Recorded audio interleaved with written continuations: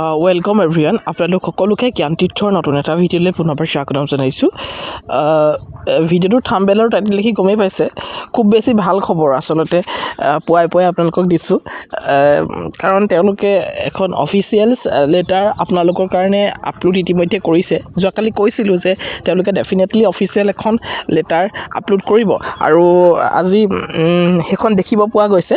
আৰু তাতে সম্পূৰ্ণ সুন্দৰভাৱে উল্লেখ কৰিছে তেওঁলোকে এখন থাৰ্ড লিষ্ট তেওঁলোকে প্ৰকাশ কৰিব, কিন্তু কেতিয়ালৈকে প্ৰকাশ কৰিব কি কথা ডিটেইলছত আমি আলোচনা কৰিম।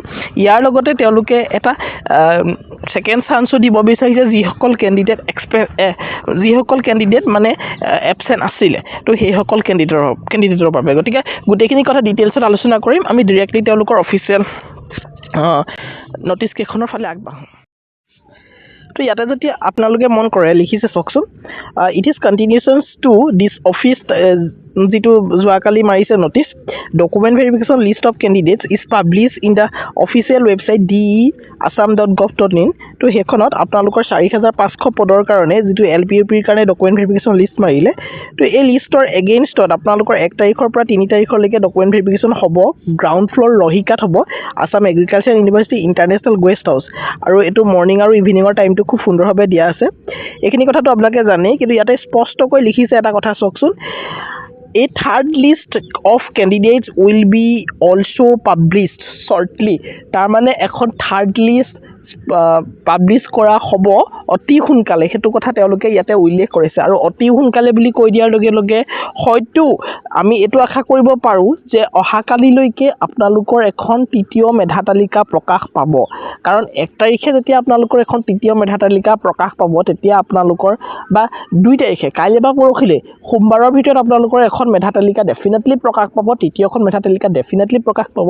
কাৰণ 1 আৰু 2 তাৰিখে যেতিয়া প্ৰকাশ পাব, তেতিয়াহে আপোনালোকৰ 3 তাৰিখটো আপোনালোকৰ হাতত লাগিব, আৰু 3 তাৰিখৰ পাছত 4 তাৰিখৰ পৰা আপোনালোকৰ ভেৰিফিকেশ্যনসমূহ হ'ব। কাৰণ তেওঁলোকৰ নিজৰ যুটীয়া সঞ্চালকে স্পষ্টকৈ কৈছিলে যে আমি 6 ফেব্ৰুৱাৰীলৈকেহে আমি ভেৰিফিকেশ্যনসমূহ কৰিব পাৰিম, তাৰ পাছত আৰু আমি ভেৰিফিকেশ্যনৰ ডেট নাৰাখোঁ, সেইধৰণে কৈছিলে। গতিকে 6 ফেব্ৰুৱাৰীলৈকে ভেৰিফিকেশ্যন হ'ব। গতিকে 2 তাৰিখৰ আগত আপোনালোকে এখন ভেৰিফিকেশ্যন লিষ্ট পাই যাব, থাৰ্ড মেৰিট লিষ্টখন পাই যাব। ঠিক আছে, এতিয়া তলত থকা ইম্পৰ্টেণ্ট পইণ্টছবিলাক আকৌ পঢ়ি দিয়াৰ কোনো প্ৰয়োজন নাই। ইয়াতে NIS কেণ্ডিডেটসকলক যিখিনি কথা কোৱা হৈছে পূৰ্বতেও, সেইখিনি কথা ইয়াত লিখা আছে। Next, the least of candidates are requested to bring self attested photocopy, কি নিব লাগিব কি কথা, সেইখিনি কথাটো আমি আলোচনা কৰিয়ে থৈছোঁ। Next, the listed candidates are requested to bring all the acknowledgement of online applications, সেইটো কথাও কৈছোঁ যে অনলাইন এপ্লিকেশ্যনৰ একনলেজমেণ্টখন লাগিব। The candidates are will be cancel, আপোনালোকৰ কেণ্ডিডেটছ এনি টাইমত কেঞ্চেল হ'ব পাৰে যদি আপোনালোকে কিবা তথ্য প্ৰদান কৰিছিলে। Next, the candidate who fails to attend the remain absence in physical document verification, যিসকল এবচেণ্ট থাকে তো তেওঁলোকক ৰিজেক্ট কৰা হ'ব। কিন্তু নতুন এখন নটিছত এইটো উল্লেখ কৰিছে যে 28 তাৰিখৰ পৰা 31 তাৰিখলৈকে যিসকল এবচেণ্ট থাকিব, তো তেওঁলোকক এটা চান্স দিয়া হ'ব, তেওঁলোকে 3 তাৰিখে গৈ পিনি ভেৰিফিকেশ্যনটো কৰিব পাৰিব। নেক্সট কৈছে, no' second option will be given to those candidates who fails to appear and remain absent in the notified dates for physical document verification. ইয়াতে ছেকেণ্ড অপশ্যন নিদিওঁ বুলিয়ে কৈছে, বাৰু যি নহওক ছেকেণ্ড আমি যিখন তেওঁলোকৰ নটিছ আছিলে অফিচিয়েল নটিছ, সেইখন আমি আলোচনা কৰিম। তো এখন নটিছত চাব পাৰে, it is here by informations to those candidate who are call for physical document verifications, যিটো 27 তাৰিখ এবচেণ্ট আছিলে, that they are again given a last chance to attend the physical document verification। 3 তাৰিখে তেওঁলোকক ফিজিকেল ডকুমেণ্ট ভেৰিফিকেশ্যন এটেণ্ড কৰাৰ এটা chance দিয়া হৈছে।